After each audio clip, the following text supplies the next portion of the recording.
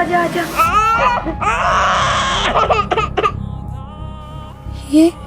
ये आदि नहीं है, ये तो कोई और ही है। लाओ मुझे दो और ले ले ले। एक बार गौर से देखिए, पूरा यकीन है कि ये तुम्हारा आदि नहीं है। गौर से? आदि का चेहरा 24 घंटे मेरी आंखों के सामने रहता है। गौर से? आप क्यों नहीं ढूंढते उसे? देखिए, हम अपनी तरफ से पूरी कोशिश कर रहे हैं। नहीं कर रहे, आप लोग कोशिश नहीं कर रहे। मैं 2 दिन से आप लोगों को बोल रही हूँ कि प्रमोद को ढूंढिए, आदि उसी के पास है। प्रमोद मिल जाएगा तो आदि भी मिल जाएगा। हाँ बेटा, शांत हो जा बस। अच्छा, एक बात बताइए, इनको अपने पति पे क्यों शक है? दोनों में झगड़े होते रहते थे। फाइनली ज्योति उसका घर छोड़कर चली आई। हो सकता है इसी गुस्से में। बेटा, एक और नासिक में मिला एक लावारिस नवजात बच्चा, और दूसरी ओर मुंबई में अपने बच्चे को ढूंढती व्याकुल और बेहाल ज्योति। ज्योति ने अपने ही पति पर उंगली उठाई थी। कहां था ज्योति का पति प्रमोद? क्या वाकई उसने ही अपने बच्चे को गायब किया था? और अगर हां तो क्यों? अरे इतना लेट? इतने घंटों पहले तुम मुंबई से चला था, क्या हुआ? माँ, इगतपुरी जाना पड़ा, कुछ सामान छोड़ना था।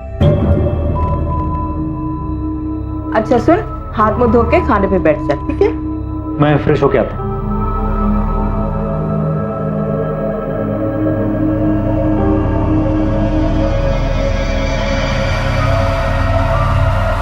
भैया शिरके, क्या हुआ साहब? लेके चलो इसे। साहब क्या किया उसने? क्यों क्यों क्यों क्यों ले जा रहे हैं आप इसे? क्या हुआ साहब? मेरे को क्यों पकड़ रहे हो? तुझे नहीं मालूम क्यों पकड़ रहे हैं? बच्चा छोड़ के भागा ना तू। बच्चा?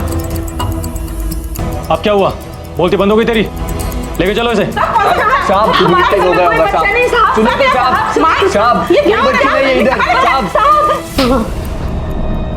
मैं किसी बच्चे को नहीं जानता साहब, मैंने कुछ नहीं किया है। झूठ बोल रहा है तू, पहचान लिया गया है। तू ही था ना बच्चे के साथ?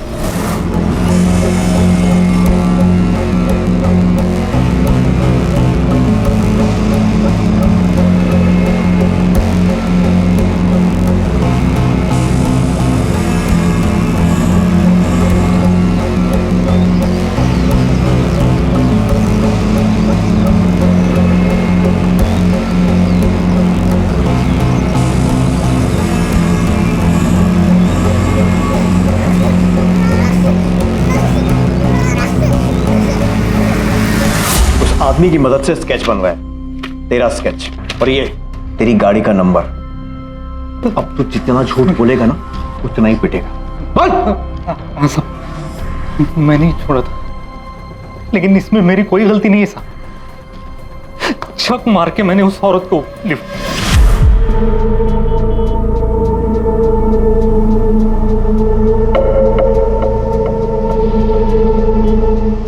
आप अकेली क्या कर रहे हो इस सुनसान पहले सड़क मुझे पे? नासिक तक लिफ्ट दे दीजिए प्लीज। मेरी टैक्सी यहाँ पे खराब हो गई है। भाई साहब, मेरे लिए नहीं तो कम से कम मेरे बच्चे के लिए मुझे नासिक तक लिफ्ट दे दीजिए। इतनी धूप में से लेके मैं कहाँ खड़ी रहूंगी? प्लीज भाई साहब। ठीक है, बैठिए। शुक्रिया भाई साहब।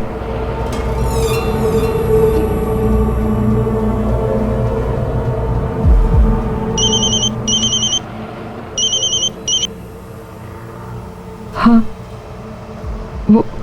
वो पीछे पड़ा है।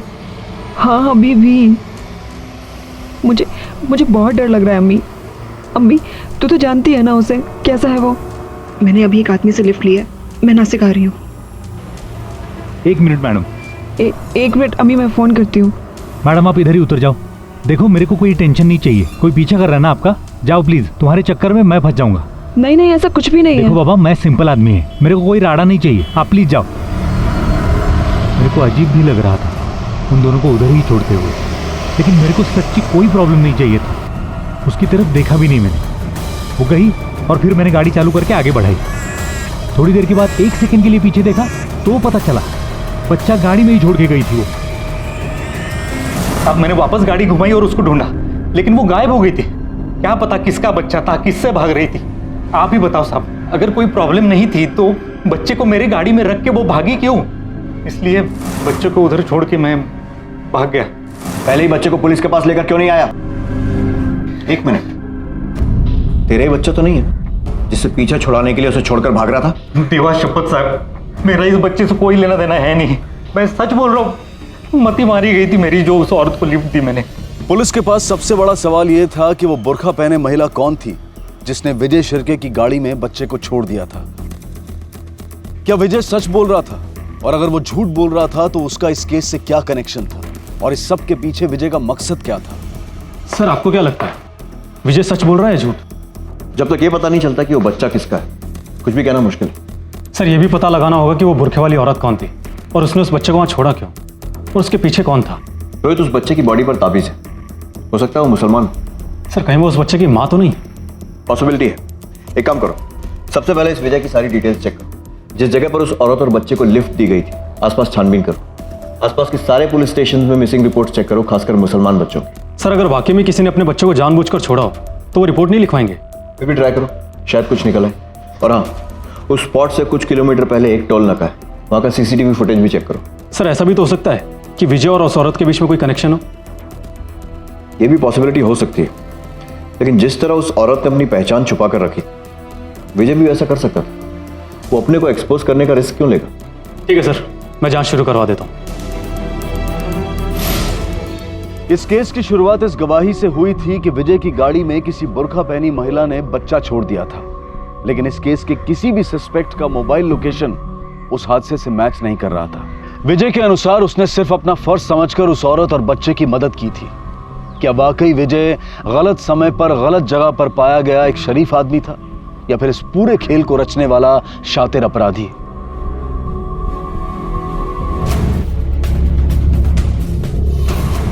साहब वो पहले से ऐसा ही है, सबको मदद करने का। मैं बोलता भी था उसको, लोग फायदा उठाएंगे। विजय की शादी नहीं हुई है।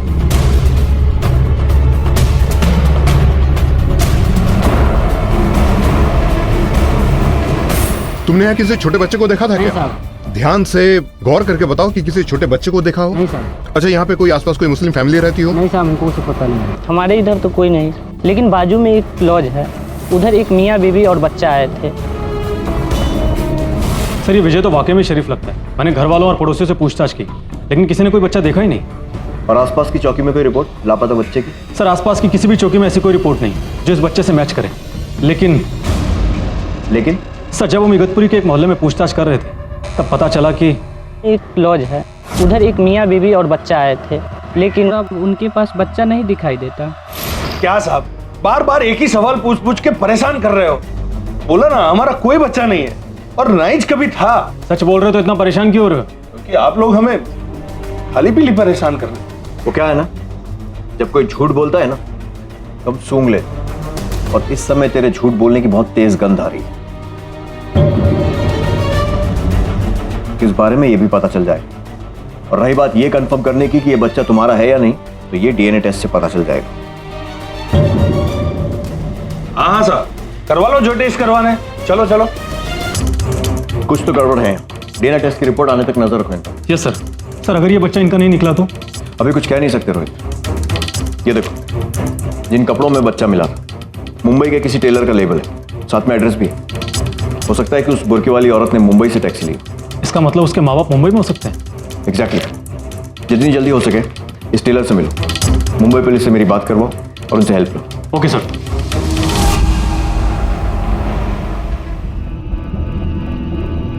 फातिमा जल्दी से रखो, ज्योति के जाग जाने से पहले इसे लेकर जाओ जल्दी से। शुक्र है आज दीदी सो तो गई है, मुझे तो लगा था सो ही नहीं पाएंगी। डॉक्टर ने दवाइयाँ दी, ये इसलिए हो रहा है। जाओ लेकर जाओ जल्दी से। माँ क्या हो रहा है? कुछ नहीं, ये सब पुराना सामान है ना। फातिमा। ज्योति। हाँ ये जो यहाँ रख सामान दे। ज्योति बेटा। माँ ये तो मेरे आदि के है। हाँ बेटा। तो इसको कहाँ ले जा रही थी? माँ ये इसे फेंकने जा रही थी। माँ मैं सिर्फ फातिमा से ये कह रही थी कि जब तक आदि नहीं मिल जाता ये सब सामान गैराज में रख दे, बस। बेटा ये सब सामान तुम्हारी नजर के सामने रहेगा तो तुम्हें कितनी तकलीफ होगी, है ना? और मैं तुम्हें सफर करते हुए नहीं देखना चाहती ना।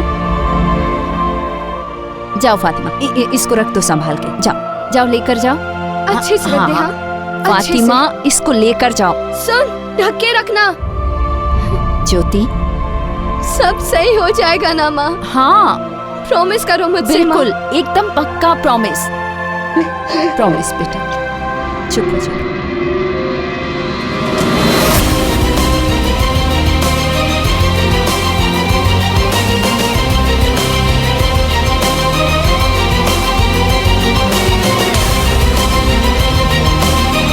सुनिए। हाँ जी। ये कपड़ा आपकी दुकान से सिलवाया गया ना? सर मेरा दुकान में सिला हुआ है। फिर तो आप इस बच्चे को भी पहचानते होंगे। नहीं सर, बच्चे को तो नहीं पहचानता हूँ। हमारे यहाँ पे जितना कस्टमर आता है सब अरस परस का ही है। सर टेलर से ज़्यादा कुछ पता नहीं चला है, लेकिन उसका कहना है कि उसके सारे कस्टमर दुकान के आसपास के ही हैं।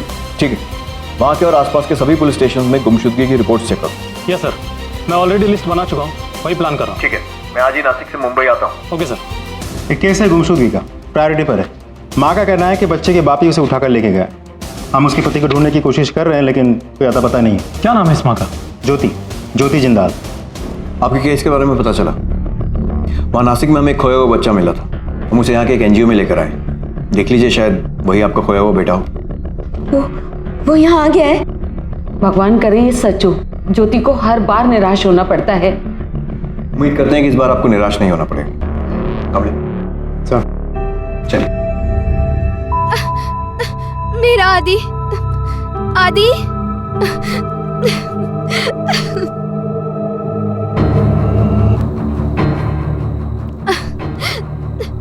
मेरा आदि। माँ, ये मेरा आदि नहीं है माँ। लाइए। आपको पूरा विश्वास है कि आदि नहीं?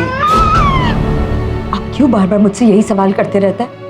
आपको क्या लगता है कि एक माँ अपने बच्चे को नहीं पहचानेगी? सर प्लीज, कौन सी ऐसी माँ है जो अपने बच्चे को नहीं पहचानेगी? आप आदि को ढूंढिए सर, आदि को। इस तरह हर वक्त किसी दूसरे का बच्चा दिखाकर सह नहीं पाती है मेरी बेटी। ज्योति के बच्चे को ढूंढती मुंबई पुलिस और लावारिस बच्चे के माता पिता को तलाशती नासिक पुलिस। ज्योति के अचानक से इस बच्चे को अस्वीकार करने से जांच में गतिरोध आया। तहकीकात कुछ हफ्तों तक मानो थम सी गई। इस बीच उस मासूम बच्चे की उपेक्षा दयनीय थी। पुलिस को यकीन था कि इस मामले से जुड़ा कोई ना कोई इंसान झूठ बोल रहा था। क्या वो ज्योति थी या विजय? पता नहीं क्यों पर इस ज्योति की बातों पर यकीन नहीं हो रहा है। कुछ ना कुछ तो जरूर छुपा रही है। लेकिन सर वो तो खुद ही अपने बच्चे को दिन रात ढूंढ रही है। अगर सच में ही बच्चा उसका होता तो झट से वापस ले लेती। उसके केस की फाइल मिल सकती है? Sure sir. और वो मुस्लिम फैमिली, साजिद और दिलनाज और विजय, उनका कोई कनेक्शन निकला? सर अभी तक तो कुछ पता नहीं चला है। डीएनए मैचिंग रिजल्ट के लिए रुके हैं। जैसे ही कुछ पता चलेगा। बच्चे का माँ का मिलना बहुत जरूरी है। उसकी हालत खराब होती जा रही है।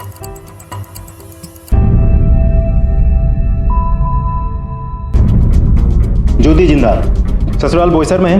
अभी अभी मायके शिफ्ट हुई है मुंबई में। पति के साथ प्रॉब्लम्स है सर। सर कहीं इन्हीं प्रॉब्लम्स के चलते पति ने इसलिए उस पर इल्जाम लगा रही है। जब तक उसका पति नहीं मिलता है ये बात साफ नहीं हो सकती। सर इस ज्योति का डीएनए टेस्ट करवा लेगा बच्चे से मैच करने के लिए। वो मैं हैंडल करता हूँ। तुम बोईसर पहुंचो, उसके पति के बारे में पूछताछ करो। Okay sir.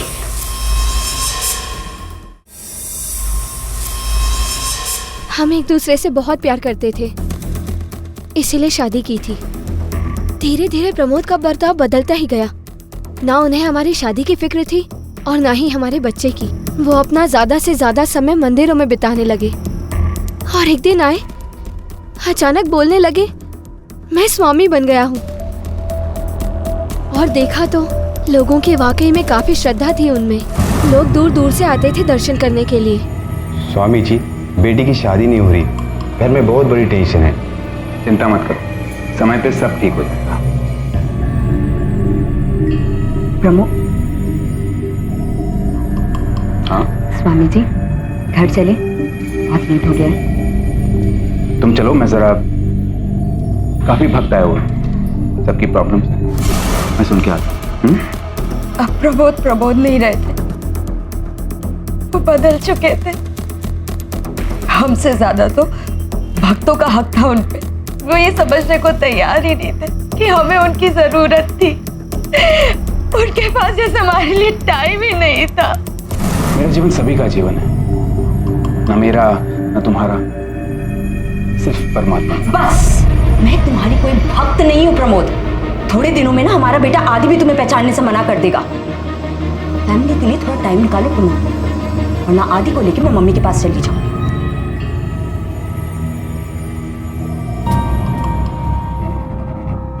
प्रमोद, प्रमोद, प्रमोद! आदि की कोई फोटो है? क्या? फोटो, आदि की फोटो चाहिए हमें। लेटेस्ट कोई फोटो नहीं है आपके पास? हाँ हाँ है, एक मिनट लाती हूँ।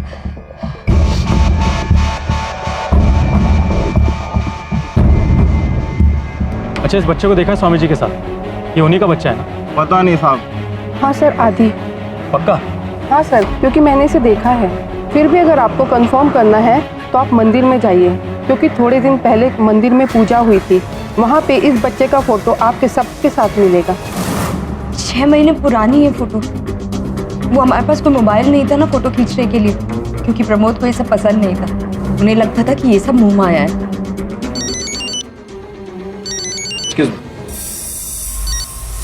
हाँ रोहित बोलो। सर, बोईसर में बच्चे को क्लियरली कोई पहचान नहीं पा रहा है, लेकिन एक औरत ने कुछ हद तक पहचान लिया है। सर, लेकिन एक गुंजाइश है। मंदिर में एक पूजा में कुछ फोटो खींचे गए थे, मैं उन्हीं को लेने जा रहा हूँ। शायद उनमें वो बच्चा भी हो। गुड, देखते हैं। ठीक है सर। आपका डीएनए सैंपल चाहिए बच्चे के साथ मैच करने के लिए। DNA sample? ये आप क्या बोल रहे हैं? हाँ माँ, ये क्या बोल रहे हैं? डीएनए सैंपल लेंगे मेरा? अब आप लोग मुझे बताएंगे कि मैं अपने बच्चे को पहचान सकती हूँ या नहीं पहचान सकती? नहीं माँ, नहीं माँ। जब मैं आपको एक बार कह रही हूँ कि वो मेरा बच्चा नहीं है, तो आप क्यों उसे मुझ पर थोप रहे हैं? आप प्लीज मेरा बच्चा ढूंढ कर दीजिए। क्या इस केस के ऑब्वियस सस्पेक्ट आदि की मां ज्योति या ज्योति का पति थे? क्या वाकई में इस क्राइम से उनका कोई लेना देना था, या फिर इस सब के पीछे कोई और ही था जो अब तक पुलिस की नजरों से बचा हुआ था? जिस तरह वो डीएनए सैंपल देने तक से मना कर रही थी।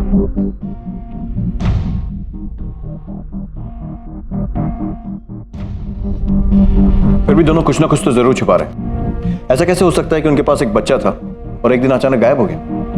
दोनों पर नजर रखो, बैकग्राउंड चेक करवाओ। और ये प्रमोद का कुछ पता चला?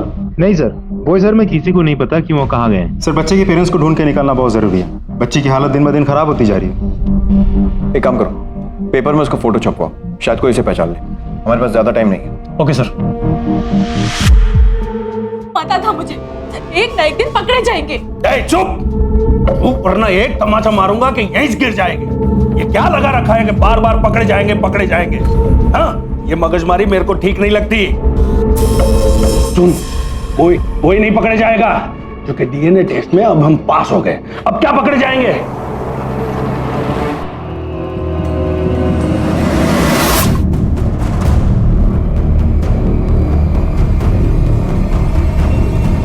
सर, अभी ज्योति वर्मा के घर से बाहर एक औरत निकली है, बुरके में। सिर्फ लड़की को स्पॉट किया है। ज्योति वर्मा के घर से निकली है बुरके में। उसे कस्टडी में लो और क्वेश्चनिंग के यहाँ लेकर आओ। सर, कहीं वही औरत तो नहीं है जो विजय से मिली थी?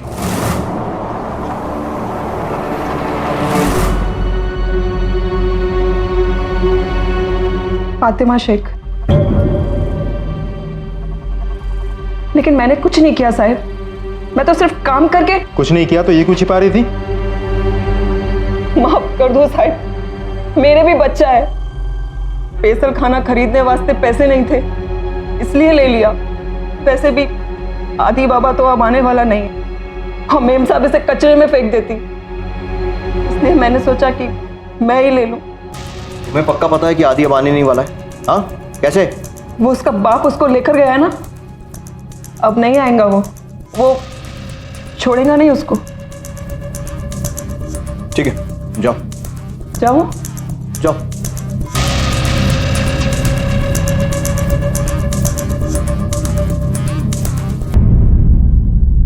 झूठ बोल रही है। पता करो क्या वाकई में इसके कोई बच्चा है। देखो, शायद कोई पैसे वैसे की टेंशन तो नहीं। डिटेल जानकारी निकालो। शायद पैसे के लालच में इसने बच्चा गायब करने में मदद की हो। Yes sir. मामला दिन ब दिन पेचीदा होता जा रहा था। ज्योति का पति प्रमोद और बेटा आदि दोनों लापता थे। किसी कारणवश ज्योति ये नहीं चाहती थी कि वो पुलिस को मिले लावारिस बच्चे की मां साबित हो। वहीं फातिमा का बर्ताव संदेहजनक था। क्या विजय से हाईवे पर बुर्का पहने मिली औरत फातिमा ही थी? क्या संबंध था उन दोनों के बीच? साथ ही साजिद और दिलनाज पर भी नजर रखी जा रही थी और इसी वजह से सामने आया एक बड़ा सच। ये सच उस लावारिस बच्चे के मामले से नहीं बल्कि उससे भी बड़े केस से जुड़ा हुआ था। हेलो। ठीक है, मेरे फोन के लिए रुकना। सर, केस में एक लीड मिली है। कौन से केस में? साजिद और दिलनाज के केस में। आपका अंदाजा सही था, वो वाकई हमसे कुछ छिपा रहे थे। नहीं साहब, सच बोल रहा हूँ, हम लोगों ने कुछ नहीं किया साहब। तेरी पूरी हिस्ट्री हमारे पास, समझा ना? हाँ, झूठ बोलना बंद कर और सच बता। तेरी एक जगह से दूसरी जगह भटकने के पीछे राज क्या है? हाँ? नहीं सर। और तुम, तेरे पास तो बच्चा भी नहीं है, तो हर जगह डायपर क्यों खरीदती रहती है तू? वो भी 6 महीने से लेकर 12 महीने के बच्चे के लिए। तेरे बारे में ना हर जगह इंक्वायरी की हमने। कभी तू बच्चे के साथ दिखती है, कभी बिना बच्चे की। तू, तेरा क्या चल रहा है रे? तेरा बच्चा 12 महीने से बड़ा नहीं होता कभी? हाँ? तू क्या हो? बच्चा भेजते हैं साहब। उठाते नहीं है साहब। नहीं साहब, हम बच्चा अगवा नहीं करते साहब। हम तो उन लोगों से बच्चा लेते हैं जिनको बच्चों से छुटकारा चाहिए होता है और उनको देते हैं जिनको चाहिए होता है साहब। हम दो लोगों की मदद ही करते हैं ना साहब। मदद? जुर्म करके मदद की बात करते हो तुम दोनों? अब मैं तुम लोगों की ऐसी मदद करूंगा ना, जिंदगी भर जेल में सड़ोगे। सर, दोनों ने आखिर कबूल कर ही लिया। Good job. कहां से बच्चे उठाए और किस किस को बेचे, सारी इंफॉर्मेशन उगलवाओ दोनों से। बच्चे खरीदने वाले और बेचने वाले दोनों अपराधी हैं। बहुत बड़ा रैकेट है ये। और हमारे सामने अभी भी 2 अनसुलझे सवाल है। एक तो उस लावारिस बच्चे की पहचान और दूसरे ज्योति के बेटे आदित्य की खोज। सर, मुझे नहीं लगता दोनों केस आपस में जुड़े हैं। विजय और फातिमा के बीच भी कोई कनेक्शन नजर नहीं आ रहा। हमने विजय से पूछताछ की है, लेकिन उसने फातिमा की आवाज़ ही नहीं पहचानी। तो सर, मोस्टली बुरखे में जो औरत थी वो फातिमा नहीं थी। मुझे अभी भी पता नहीं क्यों लग रहा है कि ये बेटा ज्योति का ही है। हमें उसका DNA सैंपल हासिल करना ही होगा। अब एक ही जरिया बचा है, ज्योति के पति प्रमोद को ढूंढना, जल्द से जल्द। सर, हमने खबरियों के नेटवर्क को एक्टिव कर दिया, फोटोज भी सर्कुलेट कर दिया, खास करके मंदिर और धार्मिक जगहों पर। कुछ ना कुछ हाथ लग जाएगा सर। सलाम साहब। बोलो साहब को। वो पुणे से मेरे दोस्त का फोन आया था साहब। वो लोग ने अपने वो स्वामी प्रमोद को देखे लाए साहब। प्रवचन के वास्ते आया था साहब। प्रवचन कहाँ था? ठहरा कहाँ है? वो तो कल सुबह ही चला गया साहब। अभी तक तो घर पे पहुंच गया होगा। लेकिन सर, अगर वो पहुंचेगा तो हमारे कांस्टेबल्स हमें फोन करेंगे। उसके घर के आसपास कांस्टेबल्स तैनात हैं। कहीं वो ज्योति के घर तो नहीं गए? सर, ऐसा भी तो हो सकता है कि उसको शक हो गया कि ज्योति ने उस पर इल्जाम लगाया है, या शायद वो खुद किसी मुसीबत में। एक काम करो, अपने कांस्टेबल से कहो कि प्रमोद के घर के सामने से हिले नहीं। कवली, अपने दोस्तों को फोन लगा। जी सर। पता कर कि पूना से निकल के वो कहाँ गया है। जी सर। प्रमोद के मूवमेंट को ट्रेस करके देखते हैं। माँ, आई एम सॉरी माँ। माँ प्लीज मुझसे बात करो। आप खुद बताओ, मैं ऐसे बिना कुछ कहे घर में कैसे बैठ सकती हूँ? प्रमोद से बात करना मुझे जरूरी लगा था। मुझे माफ कर दो माँ, प्लीज। I am sorry. हाथ छोड़ो मेरा। माँ प्लीज। सॉरी, दरवाजा खुला हुआ। नहीं ऐसी कोई बात नहीं है सर। वो बस मैं थोड़ी डिस्टर्ब थी कि ज्योति फिर से वही गलती कर रही है, प्रमोद के पीछे बॉयसर तक जाने की। पंडित जी, मैं आपसे भीख मांगती हूँ, मुझे बता दीजिए प्रमोद का है। बेटा, मुझे सच में नहीं पता। तो क्या उसने आपसे कांटेक्ट करने की कोशिश की है? कांटेक्ट? उसे ज्योति की क्या पड़ी है? वैसे हमें उसके बारे में खबर लगी।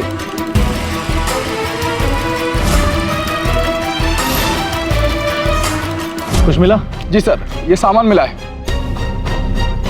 अच्छा, यहाँ किसी को आने मत देना। जी सर। नहीं तो प्राइम सीन कंटामिनेट हो जाएगा। जी सर। और कुछ मिला? हाँ सर, साथ में फोन भी मिला है।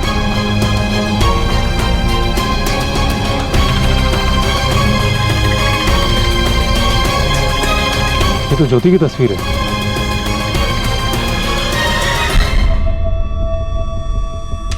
ये तो प्रमोद, हाँ ये सब प्रमोद का ही है। लेकिन प्रमोद मर नहीं सकता। नहीं, वो नहीं मर सकता, क्योंकि अगर प्रमोद मर गया तो मेरे बच्चे का क्या होगा? हाँ, मेरे आदि का क्या होगा? माँ, आप काफी शांत हैं। जी हाँ सर, क्योंकि मैं जानती हूँ ये सब नाटक है। प्रमोद ड्रामा करने में एक्सपर्ट है सर। आपको अजीब नहीं लगता कि सारी की सारी बॉडी जल गई है, पहचान में भी नहीं आ रही है, और ये घड़ी, ये अंगूठी, ये सब आपको पड़े मिले? आप कहना क्या चाहती हैं? पक्का वो एकदम ड्रामा रच रहा है। वो हमारे आदि को लेकर कहीं भाग गया है। अजीब बात तो ये है कि आपकी बेटी अभी भी डीएनए सैंपल देने से इनकार कर रही है, शायद इस डर से कि कहीं ये पहचान ना हो जाए कि ये बच्चा इन्हीं का है। क्यों बार बार वही सवाल करते रहते हैं? क्यों मेरे पीछे पड़े हैं? आप लोगों को क्या लगता है कि मैं अपने बच्चे को नहीं पहचानूंगी? क्यों बार बार मुझ पे शक करते हैं? मिटा दो। अगर तुम चाहो तो 1 सेकेंड में शक दूर कर सकती हो। डीएनए सैंपल दे दो। Stop it! ये जबरदस्ती है। Relax, sit down. आज के लिए इतना गुस्सा काफी है। अभी आप जा सकती हैं, लेकिन ये जांच जारी रहेगी और जरूरत पड़ी तो आपको फिर से थाने भी आना पड़ेगा।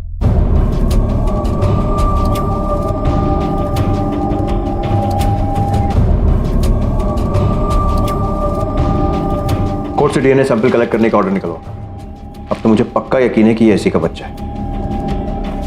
प्रमोद के पड़ोसी ने जिस फोटो के बारे में कहा जो कि मंदिर में खींची गई थी, उसमें उस बच्चे के होने की गुंजाइश है, राइट? क्या हुआ सर? फोटो मंगवाए तो हैं, लेकिन क्या? इतना टाइम हो चुका है। पर्सनली वहां जाओ और वो फोटोग्राफ्स निकालो। Yes sir. इस ज्योति पर नजर रखो, इसके mobile phone records, landline records, सब कुछ निकालो। पता लगाओ ये और क्या क्या छुपा है। Okay sir. एक लावारिस नवजात बच्चा, फिर ज्योति का खोया बच्चा आदि, और अब एक हत्या। ये केस बेहद उलझ चुका था। पुलिस प्रमोद की हत्या की जांच में जुट गई। उनका सीधा शक ज्योति पर ही था, और इस शक की पुष्टि करने की प्रक्रिया में उन्हें वो बढ़त हासिल हुई जिसका उन्हें इंतजार था। सर, ज्योति की मां सही हो सकती है सर। मतलब प्रमोद ने अपना ही मर्डर स्टेज किया? यस सर, क्योंकि देखा जाए तो हमारे पास ऐसा कोई भी तरीका नहीं है जिससे ये साबित हो सके कि हमें जो बॉडी मिली है प्रमोद की ही हो। लेकिन कॉल रिकॉर्ड के हिसाब से जब प्रमोद का मर्डर हुआ था, ज्योति भी वही थी, बोईसर। ज्योति फिर से वही गलती कर रही है, प्रमोद के पीछे बोईसर तक जाने की। हो सकता है मर्डर करने के बाद उसने हमें गुमराह करने के लिए जानबूझकर ये पति को ढूंढने का नाटक किया। सर, फोटोज आ गए हैं। गुड।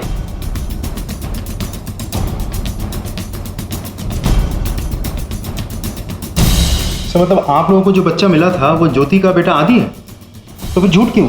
अब और झूठ नहीं बोल पाई। अभी और इसी वक्त लेकर आओ उसे। Okay sir. नहीं बा, मैं ये नहीं कर सकती बा। प्लीज समझो, ये मुझसे नहीं होगा। प्लीज अंडरस्टैंड, नहीं होगा मुझसे। लेकिन बेटा, तुम वहां गई क्यों? खामखा फंस गई ना। अब वो लोग तुम्हें मठन में कैसे घसीटेंगे, देखना। लेकिन बा, तुम जानती थी ये ऐसा नहीं आता एक्सपेक्ट। मुझे तुमसे उम्मीद थी कि तुम खुद हैंडल कर लोगी सब कुछ। मुझे दोष दो, सबकी सब मिलके से मुझे दोष दो, किसी को नहीं बेटा, और किससे कहूं? पुलिस? माँ, ये ले चलिए दोनों को, चलिए। नहीं, माँ नहीं। एक मिनट इंस्पेक्टर, हम ऐसे कहीं नहीं जाएंगे जब तक हमें ये पता ना हो हमने किया क्या है। कानून हम भी जानते। अपने बच्चे से छुटकारा पाने के लिए अपनी मर्जी से उसे छोड़ दिया बेसहारा। अपराध है ये, और तुमने इनका साथ दिया। जेल चलेंगे आप दोनों। अभी कानून सीखने का बहुत शौक है ना, जेल में बैठ के कानून सीखना। चलिए, ले चलिए। चलिए आप लोग। ठीक नहीं कर रहे हैं। चुप करो, मत करो ये ड्रामा। वो बच्चा, वो तुम्हारा आदि है ना? क्यों पहचानने से इनकार किया उसने? क्यों पीछे छुड़ाना चाहती थी उससे? बोलो। प्लीज मुझे मेरा आदि लौटा दीजिए। मैं खुद चाहती हूँ मैं उसके साथ खेलूं, उसको छूऊं, उसको प्यार करूं। प्यार करो? जब मौका था तब उससे मुंह फेर लिया, और अब ये सब ड्रामा। उसे बहुत समय तक छू नहीं पाओगे तुम। और अगर एक बार ये सबूत मिल गया ना कि प्रमोद का खून भी तुमने ही किया, फिर तो उसे कभी देख भी नहीं पाओ। अपनी बेटी से झूठ बुलवाई? मैंने वो ही किया जो जरूरी था, और कुछ नहीं। और प्रमोद का मर्डर, वो भी जरूरी था। अपनी ही बेटी के हाथों उसी के पति को मरवा दिया। मेरी बेटी ज्योति किसी का खून नहीं कर सकती। वो हम पता कर लेंगे, और अगर वो मर्डर साबित हुई ना, सिर्फ तेरी वजह से वो जिंदगी भर जेल में सड़ेगी। मैं सच कह रही हूँ इंस्पेक्टर, हमने किसी को नहीं मरवाया। मैं एक माँ हूँ, अपनी बेटी को इस हालत में नहीं देख पाती। उसे मेरे सहारे की जरूरत थी, मैंने उसे सहारा दिया, बस। सर करुणा का भी यही हाल है, मानने के लिए तैयार ही नहीं है कि प्रमोद के मर्डर के साथ कुछ भी लेना देना है। मतलब दोनों माँ बेटी एक ही बात पर अड़े हुए हैं। लेकिन मेरी समझ में ये नहीं आ रहा है कि मर्डर को ये कैसे पता चला कि प्रमोद कब मिलेगा और कहाँ मिलेगा। ये बात तो हम खुद भी ट्रैक नहीं कर पाए थे, तो फिर इस मर्डर ने कैसे। Exactly sir. So that means मुझे सबके फोन कॉल रिकॉर्ड चाहिए, मोबाइल, लैंडलाइन, सब क्विक। Yes sir.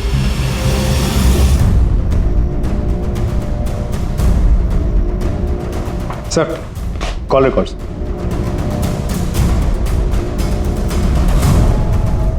ये देखो लैंडलाइन रिकॉर्ड, ये कॉल आया था पूना से। मतलब किसी ना किसी से घर में बात हुई, कोई ना कोई जानता था कि प्रमोद कब लौटने वाला है और कितने बजे। सर ज्योति है उसकी माँ? नहीं, ज्योति तो पहले ही बोईसर के लिए निकल गई प्रमोद को ढूंढने। सर इसका मतलब जब कॉल आया था तो ज्योति घर पे मौजूद थी ही नहीं, उसके माँ ने ही कॉल रिसीव किया होगा। प्लस जो कांस्टेबल्स घर के बाहर थे उन लोगों ने भी करुणा को बाहर जाते हुए नहीं देखा। सर कहीं ऐसा तो नहीं कि कॉन्ट्रैक्ट किलर है? ये देखो ज्योति के कॉल रिकॉर्ड्स एकदम क्लियर है, लेकिन करुणा के रिकॉर्ड्स में इस नंबर पर बार बार बात हुई। इनफैक्ट मर्डर वाले दिन भी इस नंबर से कॉल आया था और लैंडलाइन पर भी एक कॉल आया। पता करो किसका नंबर। सर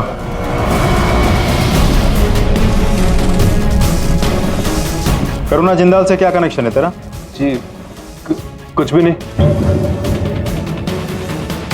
मैं तो किसी करुणा जिंदाल को जानता तक नहीं। तो अनजान लोगों से फोन पर बात करने का बहुत शौक है? जानता है क्या तेरे फोन कॉल रिकॉर्ड्स? अब बोलेगा? ठीक है, हवालात में मार मार कर उगलवा लेंगे, लेके चलो। चल चल। जानता हूँ, पहले से जानता हूँ। वो आंटी जहाँ पहले रहते थे वो मेरे पड़ोस में ही थे।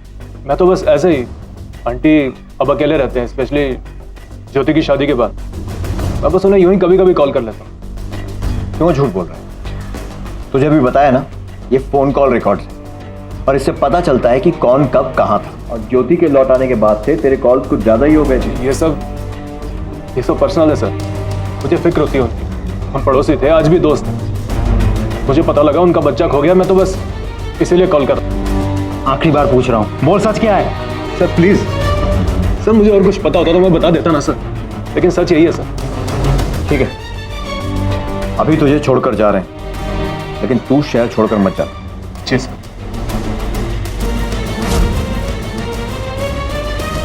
रोहित एक काम करो, करुणा और ज्योति से रिलेटेड इसकी जो भी डिटेल्स है पता करो, पूछताछ करो।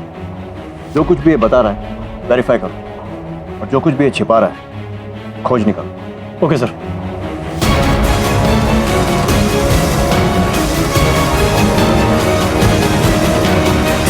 सर बेसिकली सुमित ज्योति से शादी करना चाहता था। इनफैक्ट 3 महीने पहले ही दोनों के रिश्तों की बात फिर से शुरू हुई। मुझे लगा ही था। इसका मतलब यह है कि इस शादी की प्लानिंग तब से चल रही है जब ज्योति प्रमोद के साथ थी। एक काम करते हैं, इस केस की टाइमलाइन को फिर से एग्जामिन करते हैं। एक अनजान औरत विजय की गाड़ी में बच्चा छोड़कर जाती है, जो कि शायद ज्योति हो सकती है। फिर ज्योति खुद पुलिस में अपने बच्चे की गुमशुदगी की रिपोर्ट लिखाती है ताकि किसी का शक उस पर ना जाए। राइट। और शायद इस दौरान कोई ज्योति की मदद कर रहा। फिर अचानक वो हुआ जिसकी उन्हें उम्मीद नहीं थी। वो बच्चा पुलिस के हाथ लग गया और बच्चे के जरिए पुलिस ज्योति तक पहुंच गई। डीएनए टेस्ट की बात निकली, लेकिन ज्योति ने इनकार कर दिया। ये क्या बोल रहे? डीएनए सैंपल लेंगे मेरा? लेकिन जैसे ही उन्हें भनक लगी कि प्रमोद का डीएनए टेस्ट करके भी यह साबित किया जा सकता है कि बच्चा उन्हीं का है, तो उन्होंने प्रमोद को मार दिया। शायद सुमित। सर लेकिन मैंने सुमित के कॉल ट्रायंगुलेशन रिकॉर्ड चेक किया था। जब मर्डर हुआ था तब सुमित मुंबई में था ही नहीं। तो सुमित ने प्रमोद को नहीं मारा, फिर किसने? सर सुमित के कॉल रिकॉर्ड।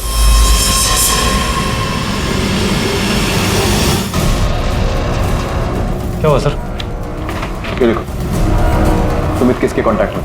पहले तो उसके कॉल रिकॉर्ड्स लेकर आओ और उसके बाद इसे घसीट कर। Yes sir. मेरे को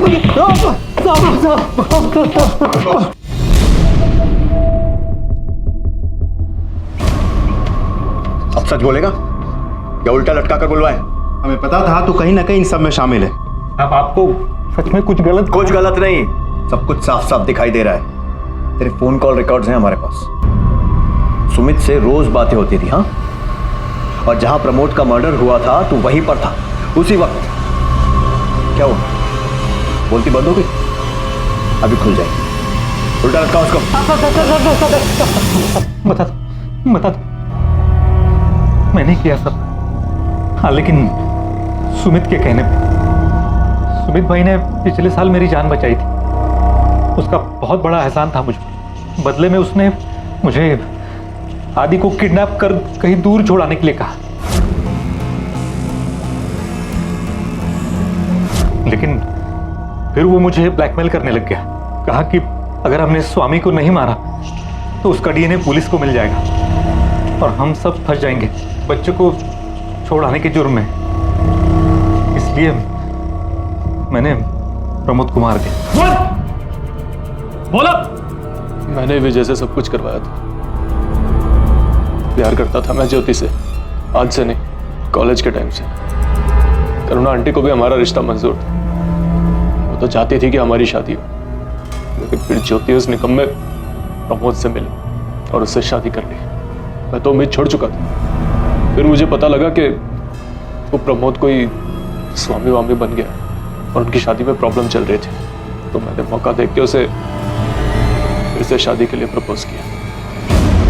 लेकिन तू वो बच्चा आदि का बोझ नहीं लेना चाहता था, हाँ? इसीलिए उसे बेसहारा छोड़ दिया। नहीं सर, वो मेरा प्लान नहीं था। इतने छोटे बच्चे को कैसे? मैं तो उसे ऐसे बेसहारा छोड़ना भी नहीं चाहता था, लेकिन उसी ने बोला यही बेहतर रहेगा। किसने? जिसने ये सब प्लान बनाया। ज्योति।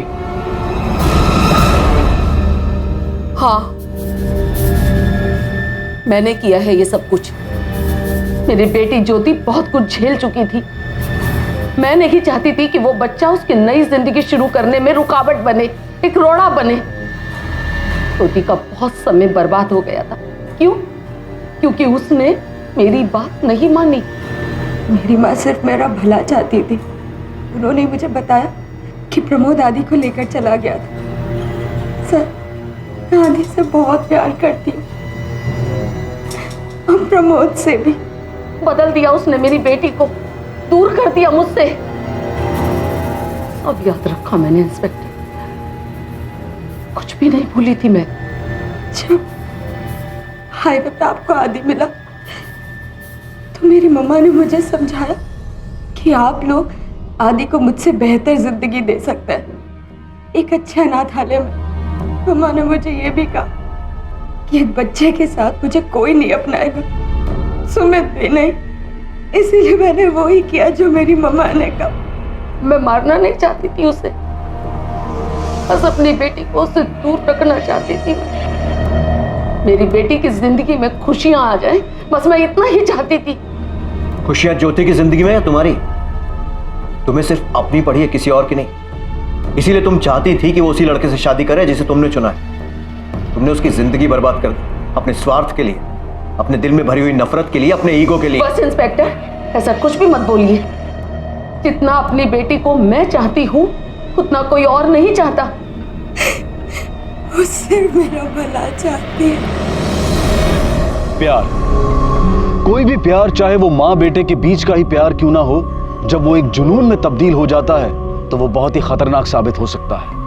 और बदकिस्मती से इस कहानी में भी इसी जुनून ने एक मासूम नवजात बच्चे का जीवन दांव पर लगा दिया। सिर्फ बच्चे को जन्म देने से ही माता पिता की जिम्मेदारी खत्म नहीं हो जाती, उसकी अच्छी परवरिश भी उन्हीं की ही जिम्मेदारी है।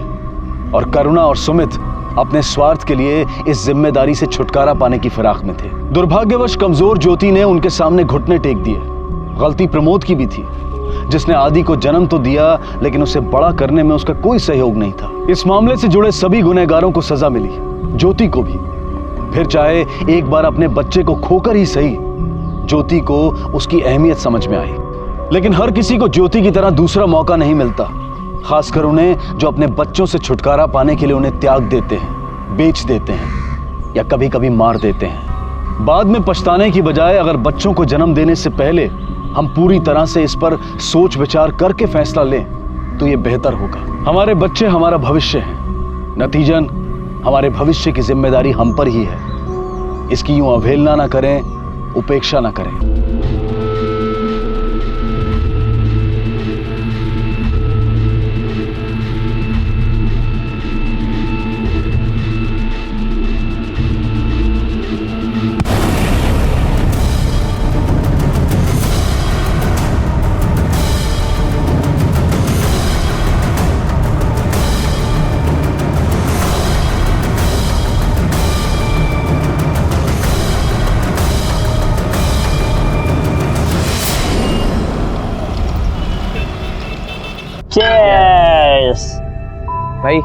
जरा हलका होऊन येतो. अरे हा बघ, आता चेंज केलं आणि चालेल लगेच टाकी खाली कराय.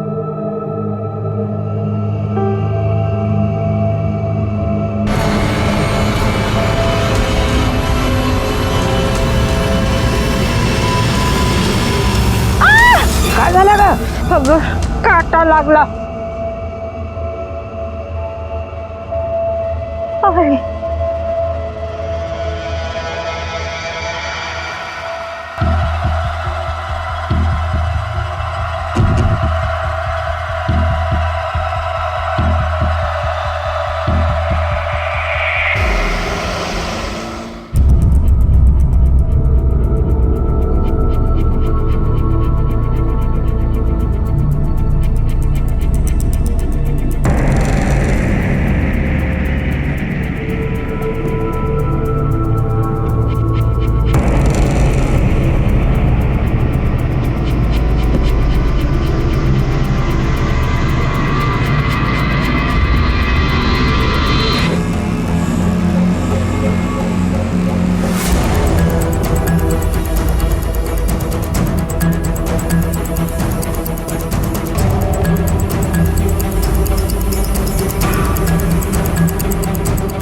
सर ये देखिए, और एक अजन्मे बच्चे का गर्भ मिला है. टोटल कितने मिले? सर टोटल 11 हुए और कुछ बच्चों की तो सिर्फ हड्डियां मिली.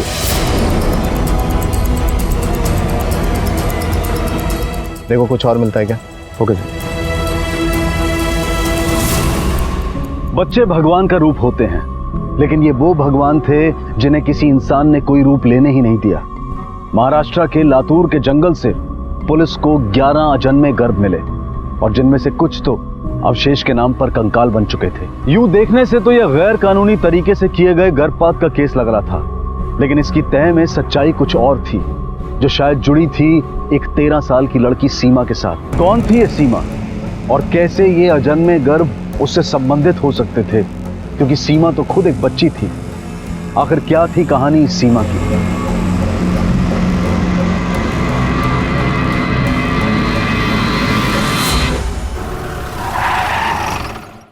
सर,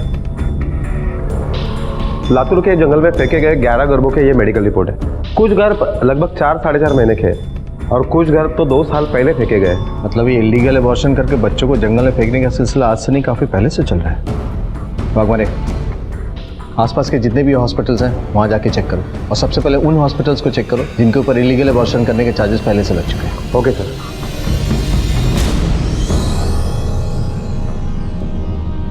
एक मिसल पाव दे. पैसे है क्या?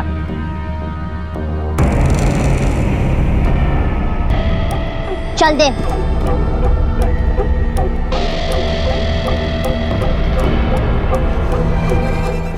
इसका काट ले.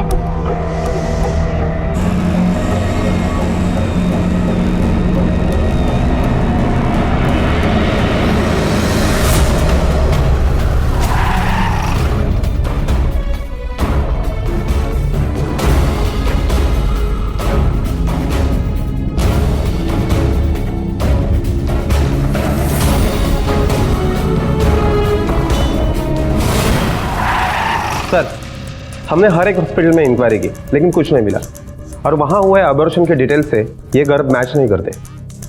इसका मतलब ये सारे एबॉर्शन इलीगल तरीके से हॉस्पिटल के बाहर हुए हैं. सर मुझे लगता है कि हमें रेड लाइट एरिया में इंक्वायरी करनी चाहिए, शायद वहाँ से कोई सुराग मिल सके. एक और जगह है जहाँ से पता चल सकता है.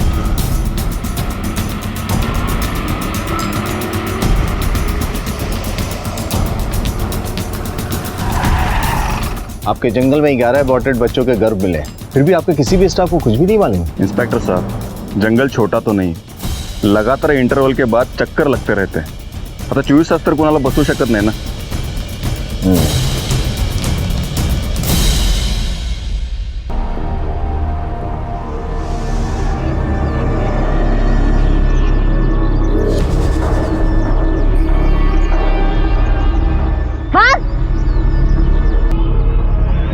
बाप ने तो सिर फोड़ देगी.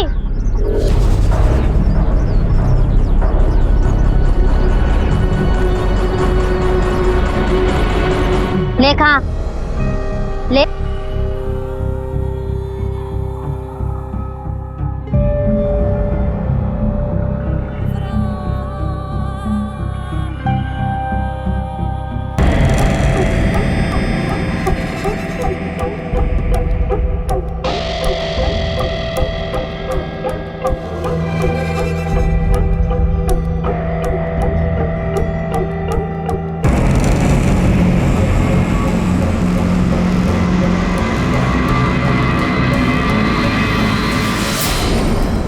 आप जंगल से शहद उतारने जाते हो ना? हाँ हाँ सर।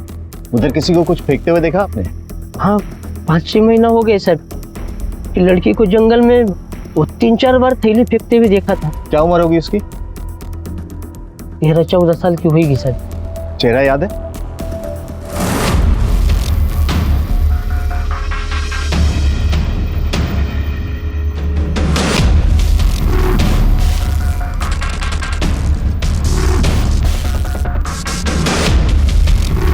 हाँ हाँ याद है।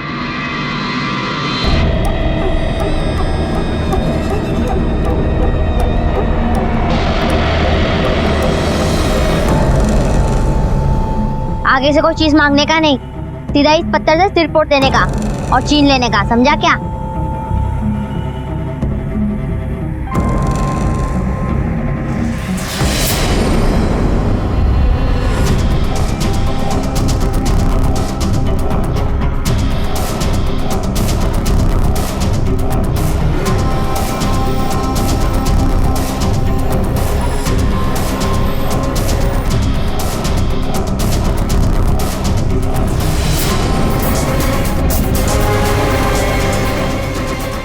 भगवान इस स्केच को आसपास के पुलिस स्टेशन में भेज दो। Okay sir.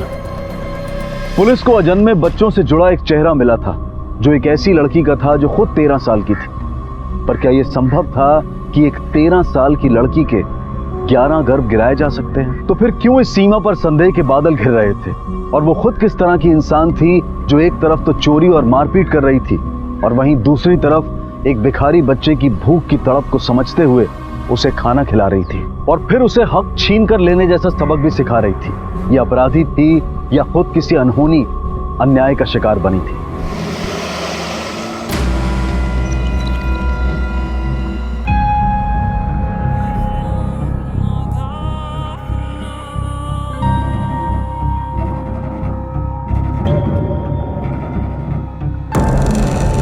रिया, ये चलो कितना टाइम खेलोगे अभी? चलो चलो बहुत टाइम हो गया। चलो क्लासेस है ना तुम्हारे? आई क्लासेस में भी 1 घंटा और है, मैं आ जाऊंगी आराम से। जल्दी चलो। हाँ जाओ आप। मैं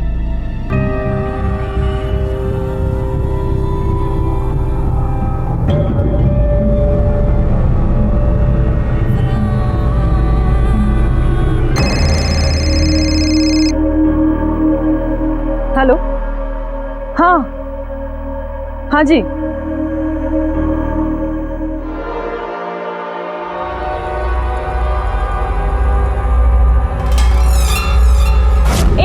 तेरी हिम्मत कैसे मुझे टच करने की? देख मैं रोने धोने वाली लड़कियों में से नहीं हूँ। तेरा हाथ तोड़ के ना तेरे गले में टांग दूंगी, समझ? Oh really? चल तोड़, दिखा तेरी ताकत, तोड़। देख तूने ना गलत लड़की से पंगा लिया, समझा ना? तेरे लिए प्रॉब्लम खड़ी हो जाएगी। बहुत सही लड़की से पंगा लिया है मैंने, समझी?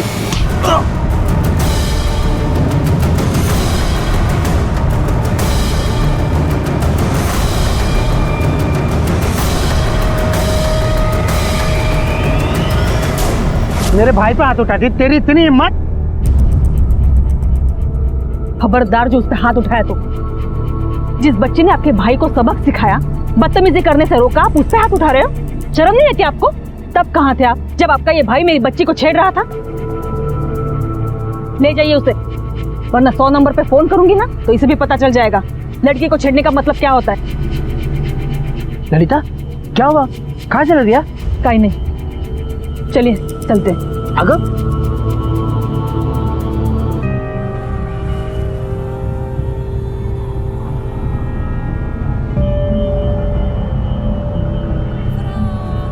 तुम भी चलो।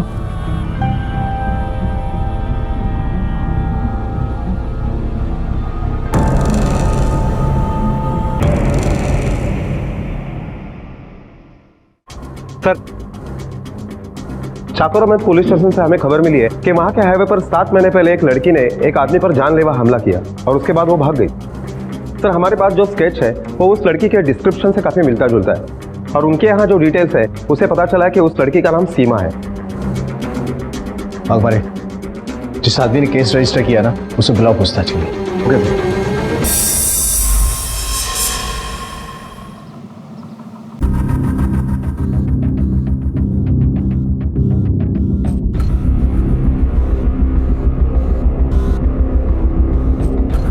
तुम्हारा दिमाग तो सही है? किसी को भी घर पे लेके आई तू? 50-100 रुपए देके उसे चलता करती। तुझे पता है आज मैं रैकेट खेल कर आ रही थी ना, तो एक लड़का ना बात करने के बहाने इधर उधर हाथ मार रहा था। हाँ ना, पता है बदतमीजी दे रहा था, मतलब कहीं भी टच किया जा रहा था। मैंने भी ना खूब सुनाई है उससे कि बात तो उसकी हिम्मत ही नहीं कुछ बोलने की। हाँ, बदतमीज लड़का था, बहुत सुनाया कसम से उसे, इतना सुनाया ना। प्रभाकर, अरे ते बिचारीची हालत तर बघ ना। मुझे लगता है उसके आगे पीछे शायद कोई नहीं होगा। बस दुनिया में ऐसे बहुत लोग होते हैं, हम सबका सहारा नहीं बन सकते। तुला माणूस की दाखवायची आहे ना, दाखवा ना, पर उससे घर से निकाल। ठीक है, पहले उसे कुछ खिलाती हूँ। नाही म्हणजे माहित नाही किती दिवस उपाशी आहे बिचारी। तुला जे करायचं असेल ते कर, पर उसे घर से निकाल। और ये जो अपनी ममता है ना, उसको कंट्रोल कर ले, इससे पहले कि कहीं हम किसी मुसीबत में ना फंस जाए, समझी?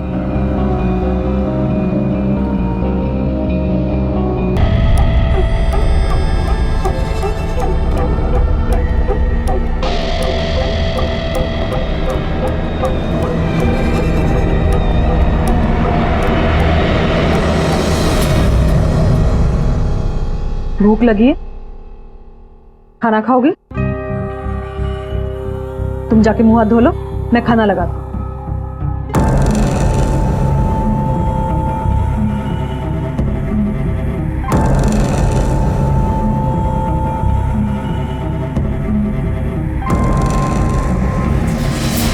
सर, उस दिन के बाद से तो मैंने कान पकड़ ली। सपने में भी किसी की भलाई करने की नहीं सोचूंगा। जिसकी जो मुसीबत वो खुद संभाले। हुआ क्या था उस दिन? सर, उस दिन मैं हाईवे से जा रहा था। अंकल लिफ्ट मिलेगी? हाँ हाँ, बैठो। तुम्हारा नाम क्या है बेटा? सीमा। अच्छा, मतलब आपने ऐसा कुछ भी नहीं किया जिसकी वजह से वो आप पे हमला करे? सर ऐसा क्या, मैंने तो वैसा भी कुछ नहीं किया। वो कंफर्म पागल थी। बताओ, 2 इंच तक चाकू घुसा दिया। और कोई पैसे सामान कुछ भी लेके नहीं भागी? कोई चोरी नहीं की? नहीं सर, कुछ नहीं चाहिए था उसे, बस चाकू मारकर भाग गई। लेकिन बाद में मुझे लगा कि उसे आदमियों से नफरत है, शायद जाने अनजाने में किसी से बदला लेना चाहती है।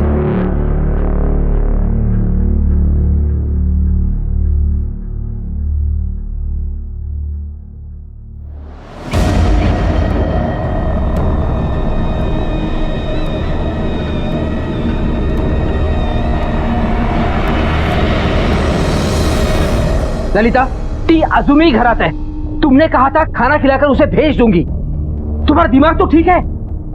दिमाग का तो पता नहीं, लेकिन ऐसे जवान लड़की को सड़क पे नहीं छोड़ सकती मैं अकेले। मेरा दिल नहीं मानता। यही डर लगता है कि किसी ने उसके साथ कुछ। प्रभाकर, वो बाहर बिल्कुल भी सेफ नहीं है।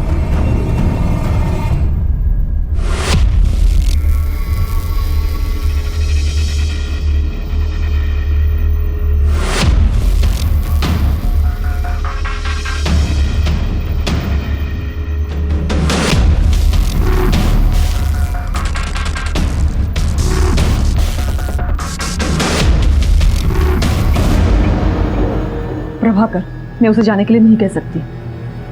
उस बेचारी का बाहर कोई भी नहीं है। उससे अच्छा मैं घर के काम करवाऊंगी उससे। वैसे भी बाई की जरूरत तो हमें पड़ती ही है ना। और उस बेचारे की जिंदगी भी तो। काय झाले तुला? आज तक मैंने तुम्हें किसी गैर लड़की के लिए इतना इमोशनल होते हुए नहीं देखा है। ललिता, खरं सांग, तुम मुझसे कुछ छुपा रही हो। तुम उस लड़की को जानती हो। कौन है ये लड़की?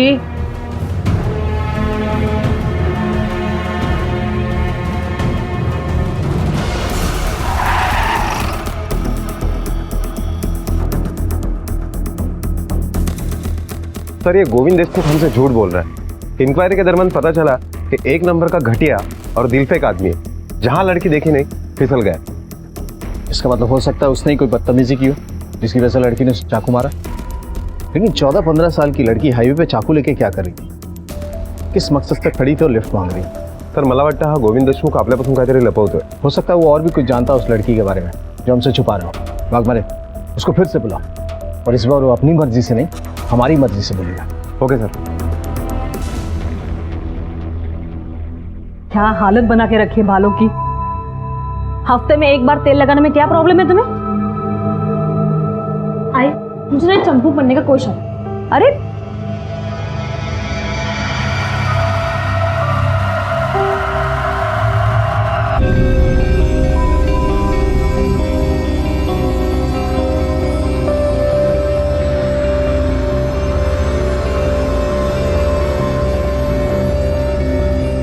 हो गया काम?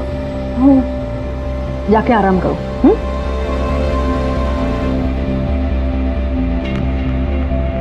क्या हुआ? कहीं पाहिजेगा?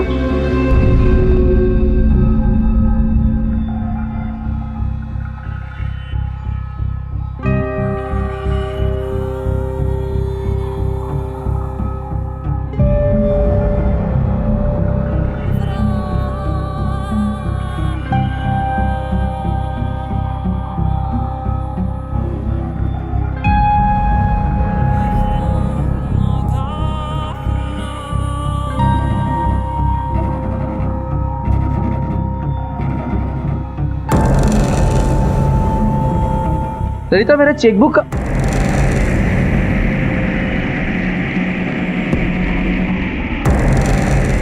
तुमने डिसाइड कर लिया कि तुम उसे घर से नहीं निकालोगी। ठीक है, तुला जे करायचे ते कर, पर कम से कम उसके बारे में पुलिस को इन्फॉर्म कर दो।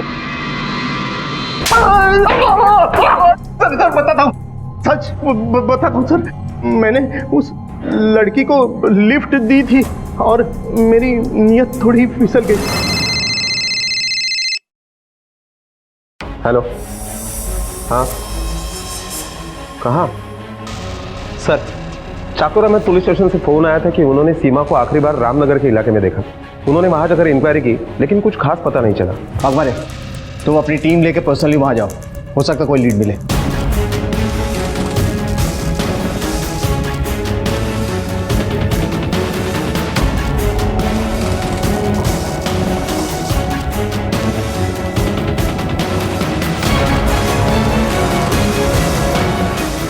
इस लड़की को देखा है कहीं?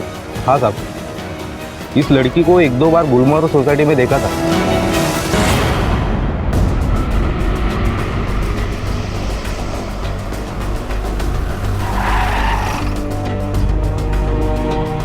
संदेश नहीं कहा।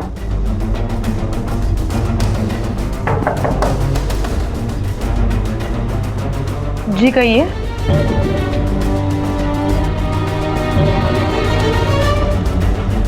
इस लड़की को कभी देखा?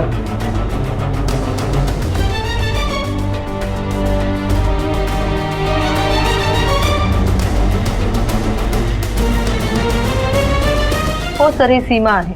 4 महिन्यापूर्वी आमच्याकडे आली. इसे काम की जरूरत थी, इसलिए हमने इसे काम पे रख दिया था. बहुत ईमानदारी से काम करती थी, खूब चांगली मुलगी होती सर. पर एक दिन अचानक काम छोड़कर चली गई. क्यों? पता नहीं सर. एक दिन सुबह उठकर मैंने देखा तो वहाँ पे कोई नहीं था, और जब से गई है तब से वापस भी नहीं आई. दाताना चोरी वगैरह? नहीं सर. उसे काम की जरूरत थी और आप लोगों को कोई प्रॉब्लम नहीं थी उससे. फिर ऐसे अचानक जाने की वजह क्या हो सकती है? क्या उसने अपने बारे में कुछ बताया आप लोग को? नहीं सर, जैसे तैसे तो उसने अपना नाम लिखकर हमें बताया था. बेचारी बताती भी कैसे, वो गूंगी और बहरी थी. आपको यकीन है वो गूंगी बहरी थी? मेरा मतलब हो सकता है नाटक कर रही है. सर 4 महीने कोई कैसे नाटक कर सकता है? अगर वो नाटक करती तो एक ना एक दिन तो पकड़ी जाती.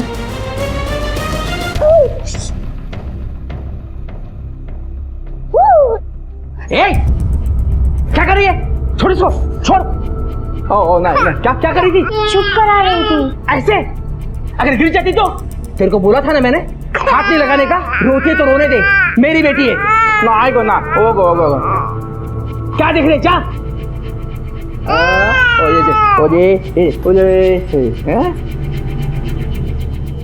गोविंद के मुताबिक ये लड़की गूंगी बहरी नहीं थी, अच्छी खासी एक्टिव लड़की थी. फिर अश्विनी के यहाँ 4-5 महीने तक गूंगी बहरी बने रहने का क्या मतलब हो सकता है? सर जंगल में गर्द फेंकना, हाईवे पे लिफ्ट मांगना, अंकल लिफ्ट मिलेगी? ऐसे गूंगी बहरी बनने का नाटक करना. न्यूज़पेपर कहाँ है? न्यूज़पेपर. नहीं, ऐसा तो नहीं कि ये लड़की किसी गैंग के लिए काम कर रही है. हो सकता है, पर फिर अश्विनी के घर आने का भी तो कोई मकसद होना चाहिए. बिना कुछ किए वो नहीं जाती. ये भी तो हो सकता है कि गोविंद हमें एक तरफा कहानी सुना रहा हो और फिर 11 गर्भ और उस लड़की का कोई संबंध नहीं समझ में आ रहा है। इन सारे सवालों का जवाब मिले बिना हम किसी भी नतीजे पे नहीं पहुंच सकते। लड़की जो अपना नाम सीमा बता रही थी, अब पुलिस को उसकी अलग अलग केस में तलाश थी।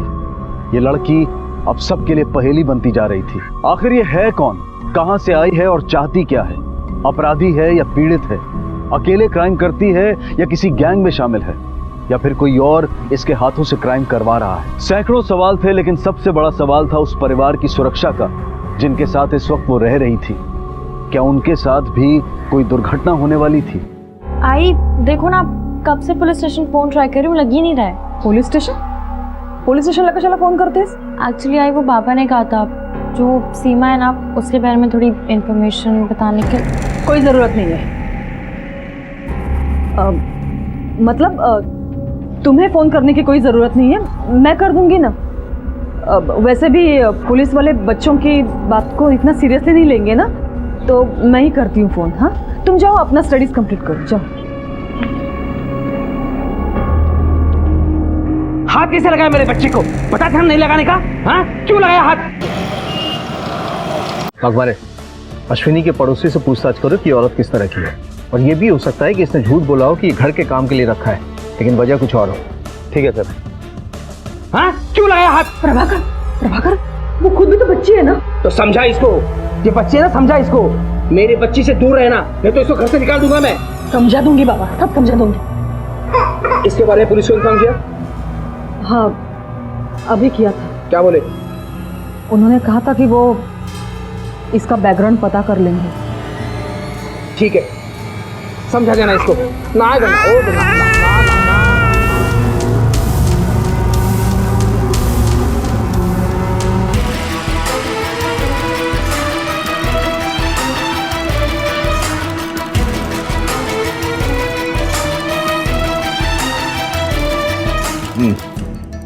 ठीक है सर। अश्विनी के बारे में उसके पड़ोसियों की राय तो बहुत अच्छी है, लेकिन उसके पति के बारे में बहुत खराब है।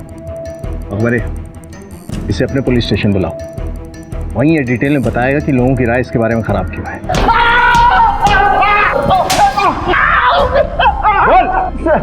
मैंने सीमा को चोरी करते वक्त पकड़ लिया था, इसलिए वो डर कर भाग गई थी। तो तूने पुलिस कंप्लेंट क्यों नहीं की उसकी? मैंने चोरी करते वक्त पकड़ लिया था, कुछ सामान गायब नहीं हुआ था इसलिए। इसकी चोरी पकड़ी जाती इसलिए नहीं, बल्कि तुम्हारी चोरी पकड़ी जाती इसलिए। सच बोल। पिछले 3 साल में 7 काम वाली तेरे यहाँ काम करने के लिए आई, लेकिन एक भी नहीं टिकी। हमने सबसे बात की और सबने एक ही वजह बताई वहां से जाने की। तू सच बोल, क्या वजह है वो?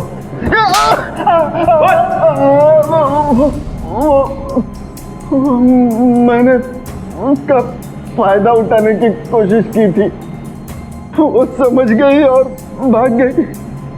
अश्विनी को भी ये बात पता चल गई थी। कैसे? कैसे क्या सर? हर औरत को अपने पति की सच्चाई पता होती है, पर वो ढिंडोरा पीटकर अपनी और अपने पति की बदनामी नहीं चाहती, और इस वजह से मैं चुप थी। सर, सीमा बहुत अच्छी लड़की है, अगर मैं अपना मुंह खोलती तो बेवजह उसकी बदनामी हो जाती। सीमा के अबॉर्शन और प्रेगनेंसी के बारे में कुछ जानती हैं आप? क्या सर? वो इतनी छोटी सी लड़की है, अभी तक तो उसे पीरियड्स भी नहीं आए थे, और वो प्रेग्नेंट कैसे हो सकती है? इतने यकीन के साथ कैसे कह सकती हैं आप? सर, मैं एक औरत हूँ, और एक औरत की नज़र से ये बात नहीं छुपती, चाहे वो छुपाना चाहती तो भी।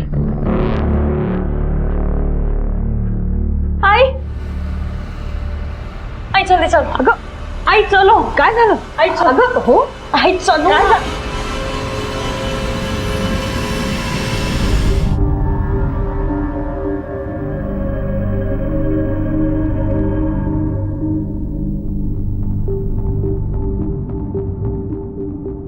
सीमा जब आपके यहाँ आई थी तो उसके पास कोई सामान था, मतलब कपड़े या छोटी मोटी चीजें?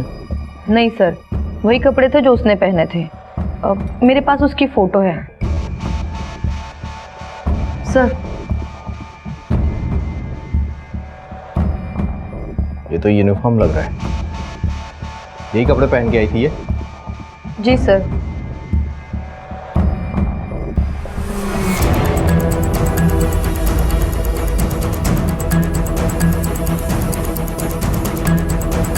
इसको जरा जूम करो। नीटको। सीमा के ये कपड़े कहीं के यूनिफॉर्म लग रहे हैं। जरा नेट पे चेक करो, किसी कपड़े का ब्रांड है या कंपनी का। सर, ये दवाई बनाने वाली कंपनी की यूनिफॉर्म है। अकबर है, हमें इस कंपनी में जाना पड़ेगा क्योंकि इस लड़की का पकड़ा जाना बहुत ज़रूरी है, इससे पहले कि ये कोई और क्राइम करे। हमें ये नहीं पता कि ये विक्टिम है या क्रिमिनल।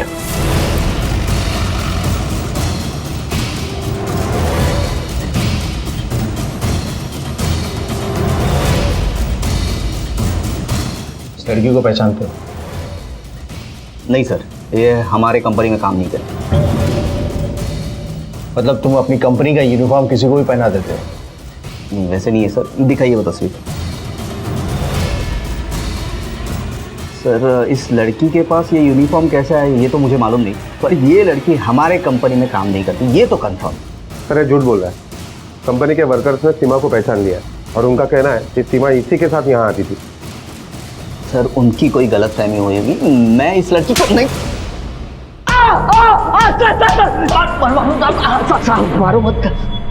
चलिए बता, सीमा और 11 फीटस से तेरा क्या वास्ता है? फीटस? घर? सर नहीं, मैं उसके बारे में कुछ नहीं जानता सर। मैंने पहले झूठ कहा था कि उस लड़की को मैं नहीं पहचानता। मैं पहचानता हूँ उस लड़की को, ज़्यादा नहीं पहचानता हूँ। उसे रास्ते पे मिला था, उस पर तरस खा के मैंने उसे काम पे रखा था सर। वाघमारे, देख रहे हो, तरस खाने वाले की लाइन लगी हुई है। सच सच बोल वरना हम तेरे ऊपर तरस नहीं खाएंगे। सर मैं सच ही बोल रहा हूँ सर। अरे सर, जर तू तिला कामावर ठेवलं होतं तर मग फॅक्टरीमधल्या कुठल्याच वर्करने तिला पाहिलं कसं नाही? वो फैक्ट्री में चाइल्ड लेबर अलाउड नहीं है ना, तो मैंने उसको डोमेस्टिक घर काम के लिए रखा हुआ था। चाइल्ड लेबर अलाउड नहीं है मतलब नहीं है, न घर न फैक्ट्री। और तेरे घर में भी किसी ने नहीं देखा। पिछले 3 साल से तेरे यहाँ एक बाई काम कर रही है, उसने भी नहीं। खरं सांगा, ती तुला कुठे भेटली होती? हाँ?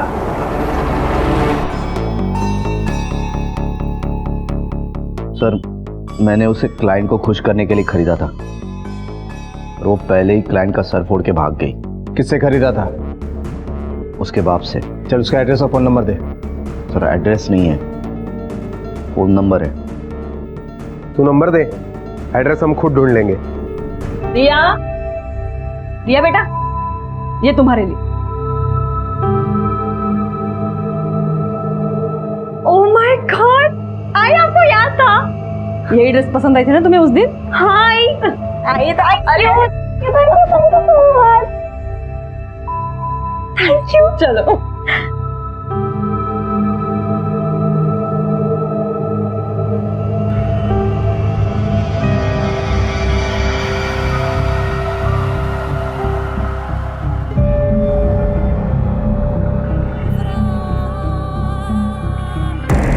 सीमा शायद आज तक प्यार और अपनेपन के लिए तरसती रही। इतनी छोटी सी उम्र में शायद जिंदगी ने उसे बहुत कुछ दिखा दिया था, पर उसकी जिंदगी का बुरा तजुर्बा उसके बचपन और उसकी प्यार की जरूरत का गला नहीं घोट पाया। वो आज ललिता में मां तलाश रही थी।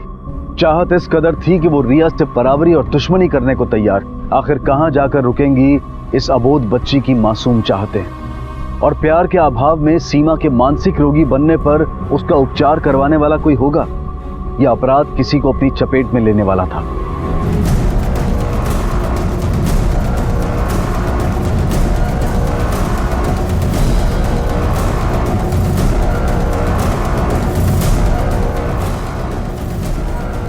तू ये सीमा का बाप? कैसा? हाँ साहब, क्या हुआ?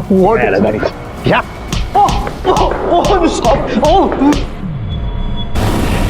देख, सब कुछ सच बता दे वरना तेरी सारी हड्डियां तोड़ के रख दूंगा। बता। हाँ साहब, सीमा मेरी ही बेटी है, लेकिन मैं उसको किसी को बेचा नहीं साहब। मैं बेचा नहीं उसको। आपको कोई तो भी झूठ बोला है साहब। अगर सीमा को तूने उसे नहीं बेचा तो तेरा मोबाइल नंबर उसके पास कैसे आया? मुझे नहीं पता साहब, वो संदीप साहब के पास मेरा नंबर कैसे चला गया। तुझे कैसे पता कि उसका नाम संदीप है?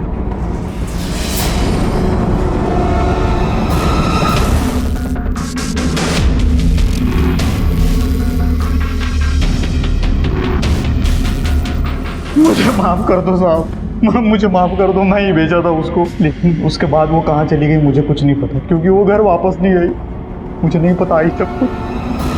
वाघमारे, टाइमलाइन के हिसाब से सीमा के बाप दीपक ने जनवरी में उसे निटको के मैनेजर संदीप को बेचा और उसी महीने की 30 तारीख को संदीप उसे क्लाइंट के पास भेजता है और तकरीबन 1 महीने के बाद मार्च के दूसरे हफ्ते में वो अश्विनी के पास गई। सर अभी तक उस लड़की के बारे में जितनी भी इंफॉर्मेशन मिली है उसे यही लगता है कि वो लड़की बहुत ही खतरनाक है और शायद किसी बड़े क्राइम से जुड़ी हुई है। हमारे बावजूद इसके उन 11 गर्भों के साथ सीमा का कनेक्शन समझ में नहीं आ रहा है। वो क्या चीज है जो इन दोनों को जोड़ती है? आज इसे इस पर हाथ उठाकर हमारे पर मारेगी। इसको अभी का भी निकाल, रास्ते में फेंक क्या, मुझे कोई फर्क नहीं पड़ता। हाँ बाबा, मैं खुद नहीं चाहती वो यहाँ पे रहे। कोई अच्छी जगह देखे मैं खुद छोड़ाऊंगी उसे। बात आज क्या छोड़ के आना, समझी? अरे हो मला ही मुलगी या घरामध्ये नको आहे, समजलं? मी उद्या जाते। मी तुला सांगितलं ये आज इसे मार सकती है का तुम्हें मार सकती, मुझे मारेगी। मैंने बोला ना एक बार। हाँ आप चिल्लाओ मत, अभी झगड़ा बंद करो, शांत बन रहा।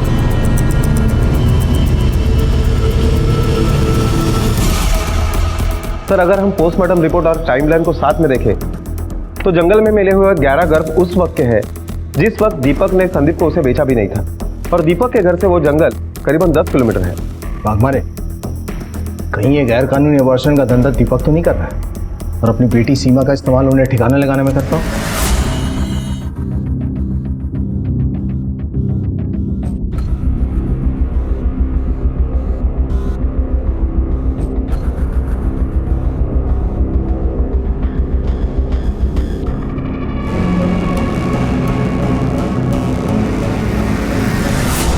ये दीपक की बेटी सीमा है ना, क्या जानते हो इसके बारे में? इसके बारे में क्या जानेंगे साहब, ये तो बस 1 ही महीना यहाँ पर रुकी थी। इससे पहले कहाँ थी वो? माहित नहीं साहब, जब वो 7 साल की थी तो एक दिन अचानक गायब ही हो गई।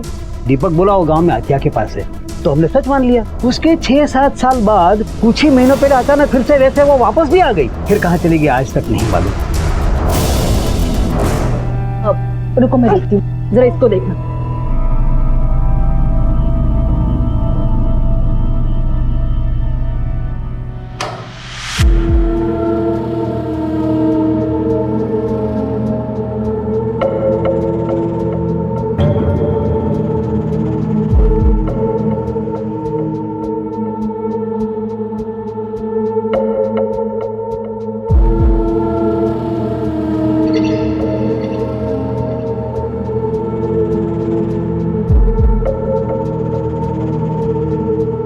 मैडम ये लड़की यहाँ कैसे?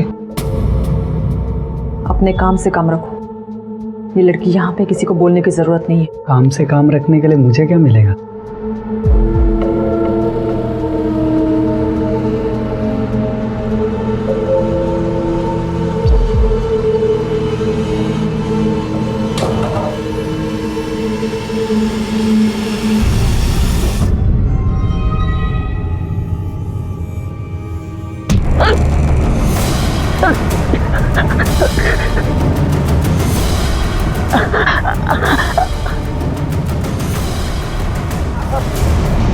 ये लड़की 6 साल पहले आपका अनाथ आश्रम में थी। नहीं सर, इसका बाप यहाँ लॉकअप में बंद है, झूठ बोलने का कोई फायदा नहीं। सर अगर आपको यकीन नहीं है तो आप आश्रम के रिकॉर्ड चेक कर सकते हैं। सर आश्रम में इस लड़की को किसी ने भी नहीं पहचाना।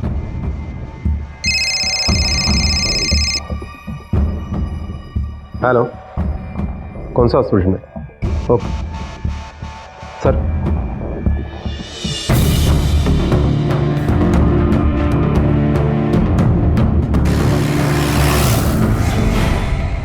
शतानंद शिर्के?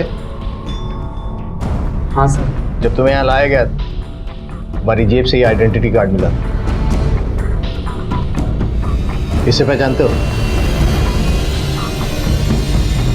यही है, यही थी वो जिसने मेरी बीवी का खून किया है साहब।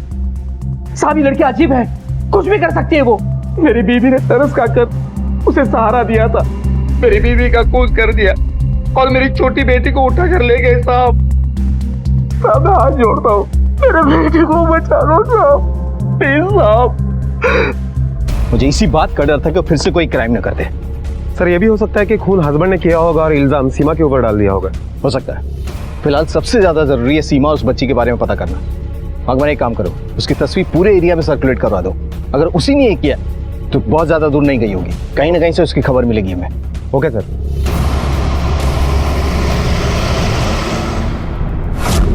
आपके और आपकी बीवी के बीच में कोई प्रॉब्लम थी क्या? आप मुझ पर शक कर रहे हैं? मुझ पर?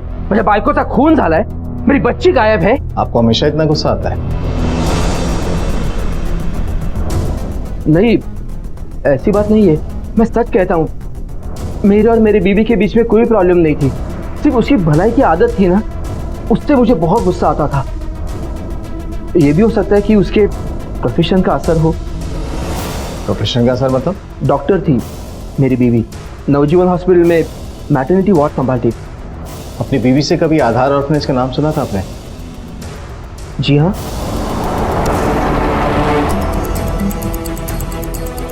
सगळ्या लहान मुलांना गाडीत बसवा.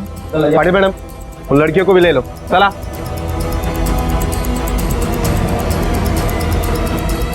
अरे क्या हुआ? क्या चल रहा है सब? हाँ सर, यहाँ लोग भी आते थे और वो हमें उनके पास भी भेजते थे।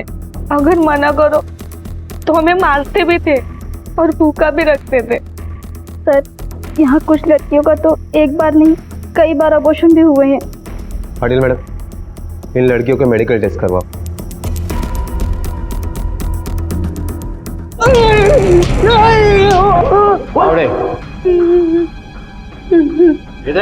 आश्रम की लड़कियों की मेडिकल रिपोर्ट। हर लड़की मल्टीपल सेक्सुअल रिलेशनशिप में, जिससे ये पता चलता है कि एक बार नहीं उन पर कई बार सेक्सुअल असॉल्ट हुए। चलिए बता, ये गर्भपात कौन करता है? वो डॉक्टर ललिता करती थी। वो आश्रम की लड़कियों के गैर कानूनी तरीके से अबॉर्शन करती थी। सीमा के साथ भी यही हुआ था? नहीं सर, वो बहुत छोटी थी, हम उससे किसी के पास नहीं भेजते थे। उसे हम गर्भ जंगल में फेंकने के लिए यूज करते थे।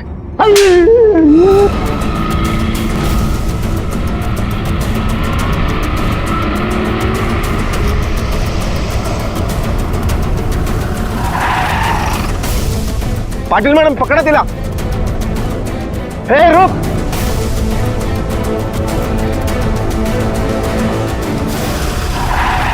साहब, मैं आश्रम से घर आने के लिए भागी थी। घर आए तो सोचा बाबा मुझे देखकर खुश होंगे, लेकिन उन्होंने मुझे दवाई बनाने वाले के पास भेज दिया। मैं वहाँ से भी भाग गई। हाईवे पर उस आदमी से बस स्टैंड तक लिफ्ट मांगी। तुम्हारा नाम क्या है बेटा? सीमा। फिर 4 महीने तक गूंगी बहरी बनकर अश्विनी टैकी कर बाइक का काम किया, पर वहाँ भी उसका मालिक जबरदस्ती करने लगा। मैं वहाँ से भी भाग गई। ललिता टैकी वहाँ आई, वहाँ काम करके खुशी मिलती थी। मालकिन में अपनी माँ दिखती थी, लेकिन जब मैंने उनको सदा के साथ देखा तब मुझे याद आया कि वो कौन है। ले देख, नाटक मत करा, जल्दी जा।